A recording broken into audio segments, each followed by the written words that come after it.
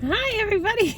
So I'm set up in my car today, and my phone is not being cooperative. Okay, so hello, Heather Lambert here again with another update. So if you're just joining me, I have been diagnosed at the end of March with triple negative breast cancer. I'm going through chemotherapy. I'm about halfway through.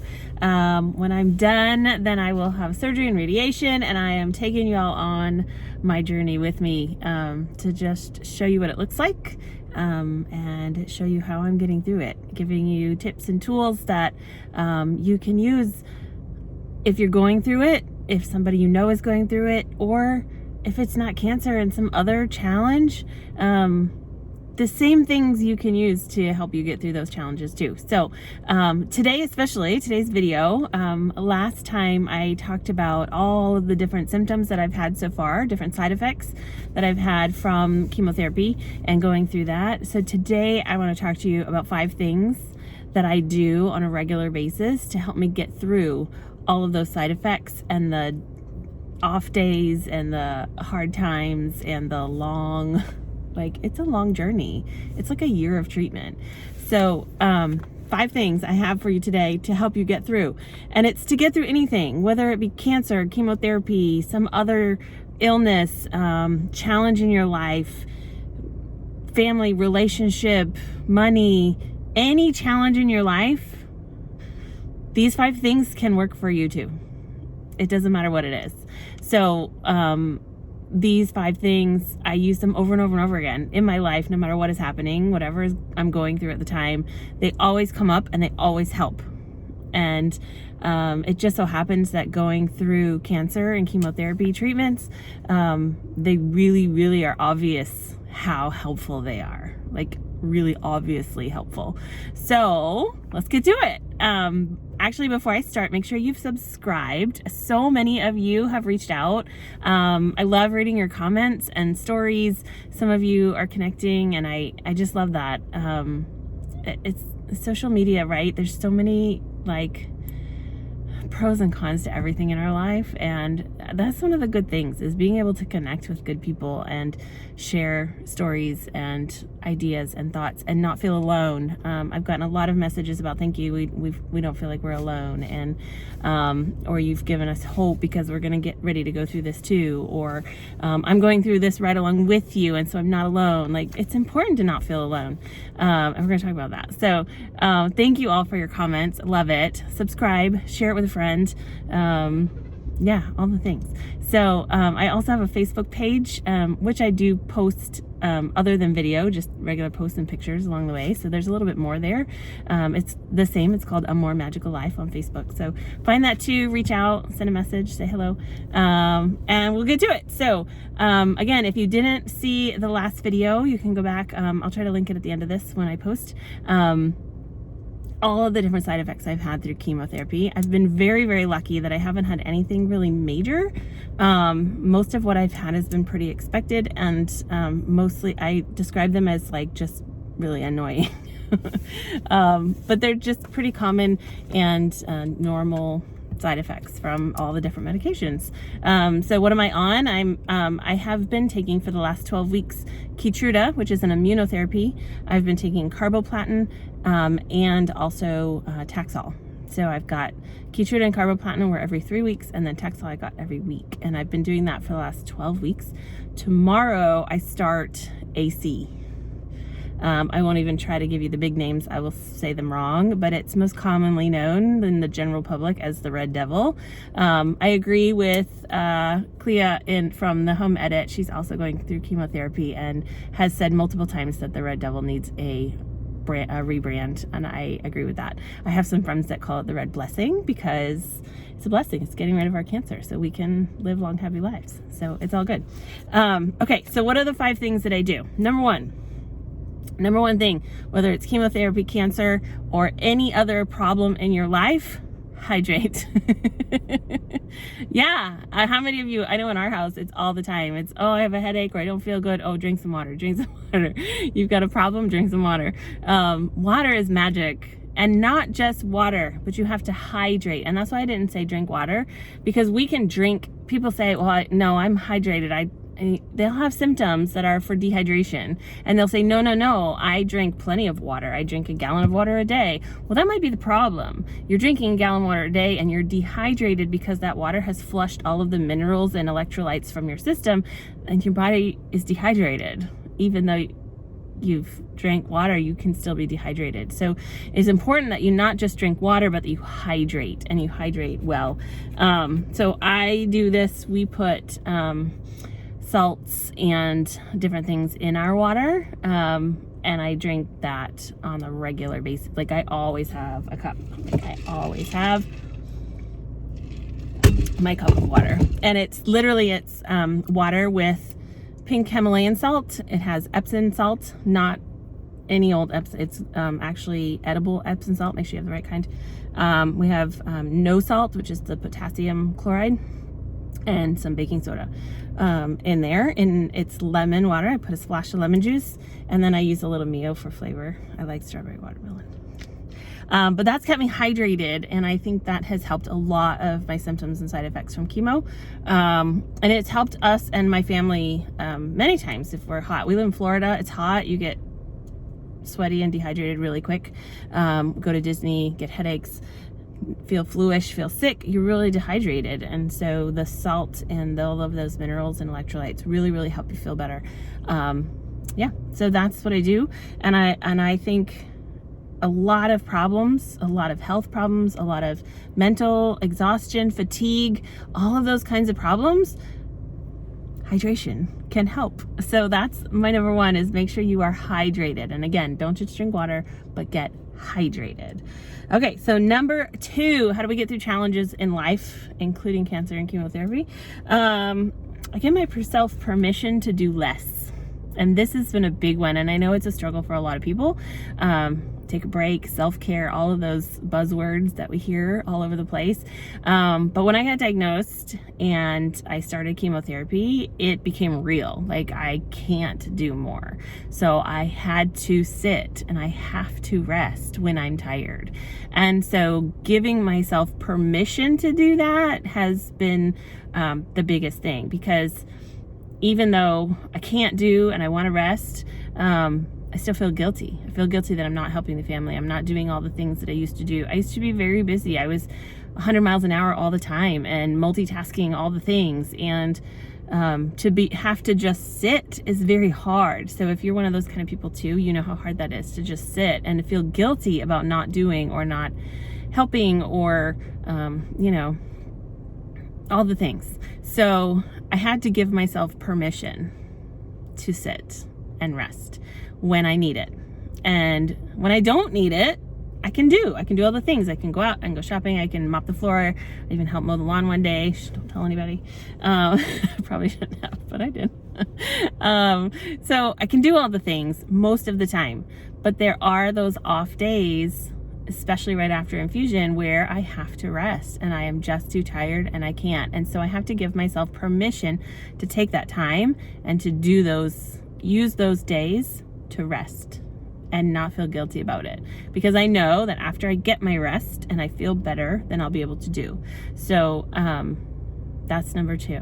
Give yourself permission to rest. And even if you're not going through chemotherapy, I know you mamas who are busy and taking on all the things and all the people, give yourself permission, even if it is a short period of time, even if it's 10 minutes, even if it's 20 minutes, even if it's an hour, even if it's to go have lunch with girlfriends or to go shopping by yourself, or to close the door for a minute and take a long shower. Give yourself permission, and those little blocks of time will refuel you so you can do all the other times. Okay, so that's number two. Number three is to move your body.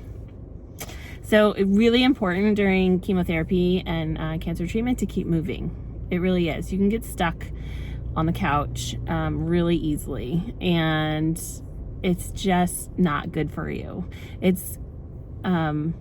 It makes you more tired, more stiff, more, you lose more muscle, you have more fluid build up, all the things. Like, it's just not good. So moving is so important. So taking walks. My husband and I, most evenings, I won't say all evenings, but most evenings we walk the dogs around the neighborhood, and it's about a mile. And that has been good for me for now. I probably should do a little bit more, something else, but at least that moving, right? Taking my son to his baseball and his jiu-jitsu and all the things keeps me moving. I have to get up off the couch. I have to go. I have to walk. I have to go get there and do there and all those things. But moving is super important, and it does a lot of different things. One, for your mental well-being, it's good for you. It's good for fluid, right? It's good for rest and for sleep. You'll sleep better if you've been moving. It's good for joint and just get the blood flowing. It's just good for you. So move, go take a walk, get up off the couch, go do something somewhere, even if it's just a leisurely stroll. Like, it doesn't have to be a major thing. I'm not even talking about working out or exercising. I'm just talking about moving. So important to keep moving and don't get stuck, because that's when we get stuck in those depressive feelings and anxieties and spiral thoughts, is when you're not moving. If you move, it pulls you out of those spirals and those thoughts and those feelings, and it keeps you going in a more positive direction. So move. That's number 3. Okay, so number 4 kind of goes along with that, and number 4 is to put my face on every morning. And again, chemotherapy has made this like way, I'm getting sunshine, sorry, way more of a thing than it ever used to be. See if I can get that sun out there. Nope, not gonna do it.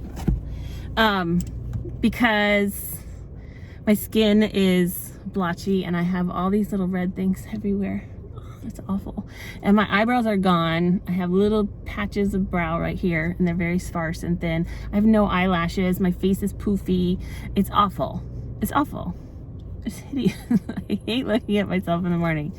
So every morning I put on my face, and I put some color on my eyes, and I use a little bit more eyeliner than I used to, and I use mascara on whatever's left, and I draw in my eyebrows, and I put a little blush to put some color on my face, and I cover up the ugly little blotchies and whatnots, and I put my face on every morning. And you know, when I'm done, as hard as it is sometimes to do it, when I'm finished, I have some lip that just a little bit of color on the lip to kind of give you some color, because it's like it matters, and it helps, and it makes me feel 100% better when I'm finished. Because when I look at myself after I've put my face on, I'm like, oh, okay, and now I'm ready for the day, and I'm ready for whatever is next, and I feel so much better about myself, and I feel like I can put my face out there. I feel like I can talk to people. If an opportunity presents itself, I'm ready. But seriously though, put your face on every day. And for you, that doesn't have to mean makeup, right? So for chemotherapy, it's the eyebrows and the eyes and the color, but it doesn't necessarily have to mean makeup. Putting your face on just means getting yourself ready each day so that you can take advantage of whatever opportunity comes your way. That's all it means. So whether that means getting dressed, taking a shower, combing your hair, or pulling it up, washing your face, or doing whatever you need so that you can be ready to take on the day and not just laze through it. It matters, and it makes a huge, huge difference in the energy that you will have and the energy that you'll put forward that day, whether you put that face on or not, right? So get dressed, put something on that makes you feel empowered instead of disempowered and lazy and sitting on the couch. And if that for you means, you know, cute leggings that make you feel confident because they look good and show off your legs, then do that. I'm not saying don't wear yoga pants or whatever. You do what works for you and what makes you feel empowered, right? That's what putting your face on, getting yourself prepared for the day, right? Okay. Number 5, check in with your people. So this is, again, especially during chemotherapy and cancer, this has been a huge thing, and it's always been something that I struggle with, connecting with people, putting myself out there and showing up. But every time I do it, it pays off and it feels so good. And so through this journey, more so than ever, I have those hard days and those, struggle times, and it's scary and lots of information, and we're comparing side effects. But I have a whole group of people around me going through this with me as well. And so we check on each other, and that connection with other people who care about you, care about what you've got to say, and you can make them feel good by checking in on them too. That's huge, and it's going to make you feel good, and it's going to make you inspired to go do something else or do something more or check in into somebody else who really needs you.